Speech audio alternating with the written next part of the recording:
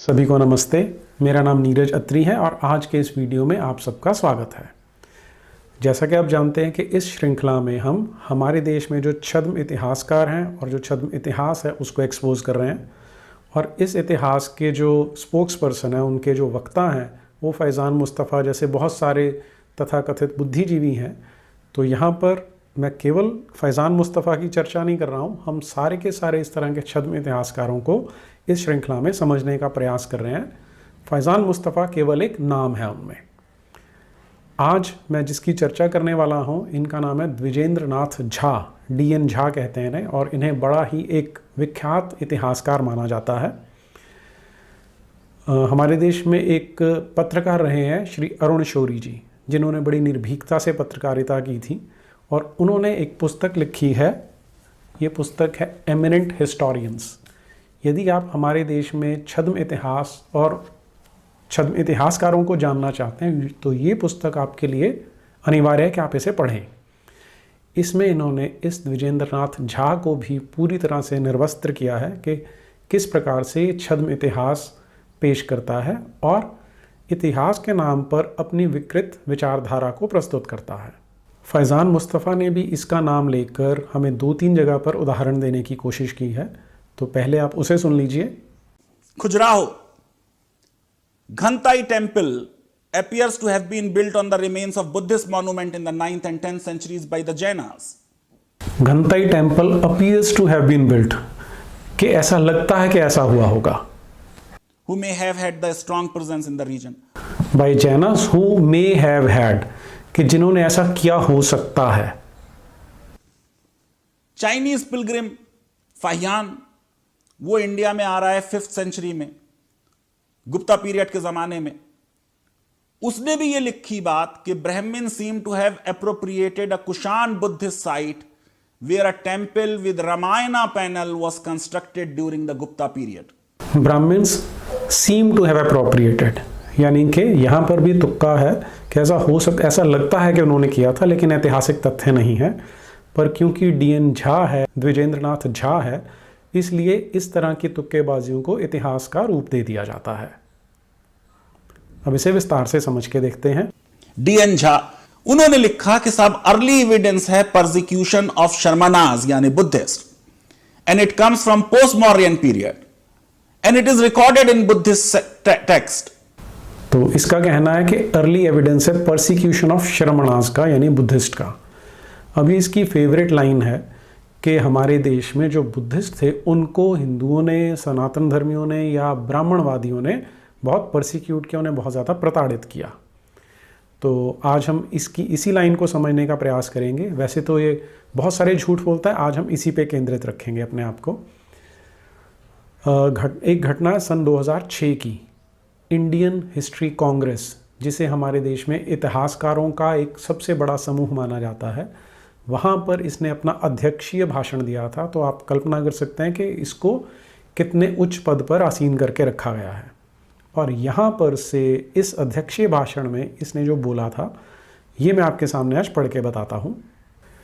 A Tibetan tradition has it that the Kalachuri king Karn destroyed many Buddhist temples and monasteries in Magadh, and the Tibetan text Pagsam Zhonzang refers to the burning of the library of Nalanda by some Hindu fanatics. तो यहाँ पर ये तिब्बती किंवदंतियों की कहानी सुना रहा है।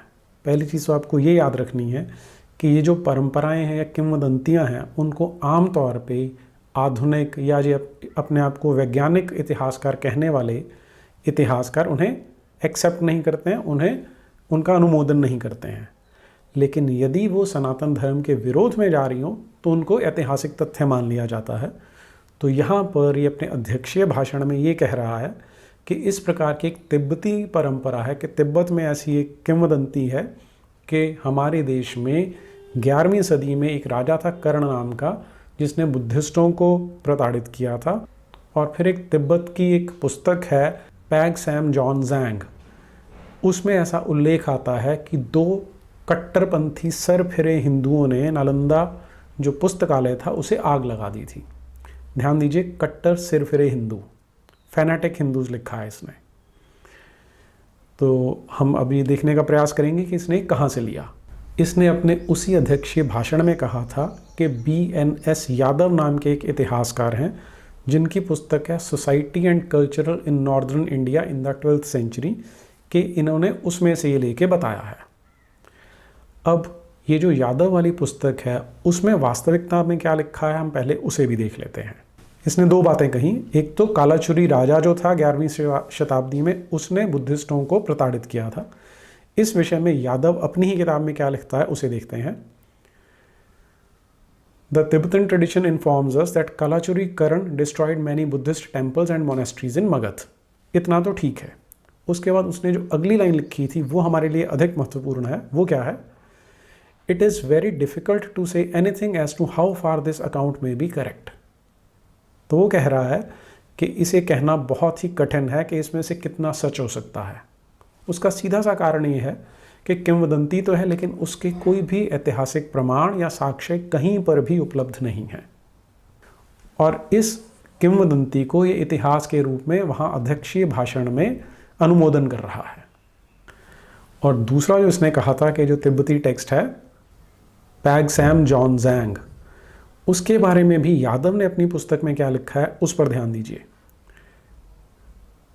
The Tibetan text Pagsam Jonzang contains a doubtful tradition of the burning of the library of Nalanda by some Hindu fanatics. तो वो अपने आप कह रहा है कि संदेहास्पद है, लेकिन हमारे इस मार्क्सवादी भाई ने ये संदेहास्पद शब्द हटा दिया और सिर्फ इतना बता दिया कि सरफिरे हिंदुओं ने, सरफिरे कट्टर हिंदुओं ने वहाँ पर इस विश्वविद्यालय का जो पुस्तकालय था उसको आग लगा दी थी। अब ये जो पुस्तक है पैगसैम जॉनजैंग, ये एक तिब्बती ने लिखी है जिसका नाम था सुम्पा खानपो। इस व्यक्ति का जन्म हुआ था सन 1702 में। जो नालंदा विश्वविद्यालय की घटना है, आपको ध्यान हो मैंने जो पहला एपिसोड था, जो पहली कड़ी थी इस श्रृंखला की, उसमें बताया था कि किस प्रकार से जो बाबा साहब अम्बेडकर हैं उन्होंने बताया है कि मुसलमान इतिहासकार अपने आप साक्ष्य देते हैं कि किस प्रकार से नालंदा और बाकी के विश्वविद्यालयों को तहस नहस किया था मुसलमान आक्रांताओं ने। तब मैंने उसमें एक उदाहरण दिया था कि जो मिनहाजुस सिराज की पुस्तक है तबकाते नासिरी, उसमें इसका उल्लेख आता है। वो घटना है सन 1202 की, और उससे 500 साल बाद तिब्बत में एक लेखक का जन्म होता है जो 18वीं शताब्दी में लिखता है। तो उसे इतिहास के रूप में प्रस्तुत किया जा रहा है, लेकिन ये कहा जा रहा है कि नालंदा विश्वविद्यालय को बख्तियार खिलजी ने नहीं चलाया था, जिसके बारे में एक समकालीन लेखक ने ही उल्लेख किया हुआ है। अब हम एक काम करते हैं कि ये जो तिब्बतन टेक्स्ट है पैगसैम जॉनजैंग, इसके अंदर ही देखते हैं कि उसने क्या लिखा है। इसका एक तो इंग्लिश अनुवाद है, मैं उसको हिंदी में यहाँ पर अनुवाद करके आपको पढ़ के सुनाता हूँ। उन दिनों मुतित भद्र नामक एक विद्वान रहता था जो स्तूपों के जीर्णोद्धार में संलिप्त था। एक दिन उसे बोधिसत्व सामंत भद्र के दिव्य दर्शन हुए। इसमें वो बोधिसत्व के वस्त्र को पकड़कर उड़ते हुए लियूल पहुँच गया। वहाँ उसने सभी जीव जंतुओं के उद्धार में सहभागिता की। इस प्रकार धर्म को पुनर्जीवित किया। मध्य देश में धर्म 40 वर्ष तक प्रफुल्लित हुआ।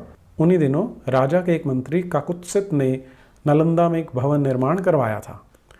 इस समारोह के अवसर पर कुछ नटखट बौद्ध भिक्षुओं ने 2 तीर्थिकों या भिखारियों पर धोने वाला जल उंडेल दिया। इस पर क्रोधित होकर उनमें से एक सूर्यदेव की आराधना में लग गया और दूसरा उसका सेवक बन गया। जब उसे 12 वर्ष बाद यह सिद्धि प्राप्त हुई तो उसने हवन कुंड की भस्म 84 बौद्ध भवनों पर छिड़क दी। इस कारण वो सभी भवन जल गए, विशेषकर वे भवन जिनमें ग्रंथ रखे थे। केवल रत्नधाती भवन के 9वें तल पर रखे प्रज्ञा परमिता और गुह्य समाज में से पानी का झरना बहने के कारण कुछ ग्रंथ सुरक्षित बच गए।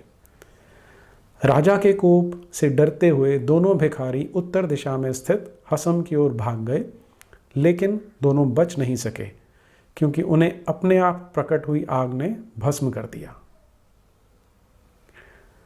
तो ये है एक तिब्बत की किंवदंती।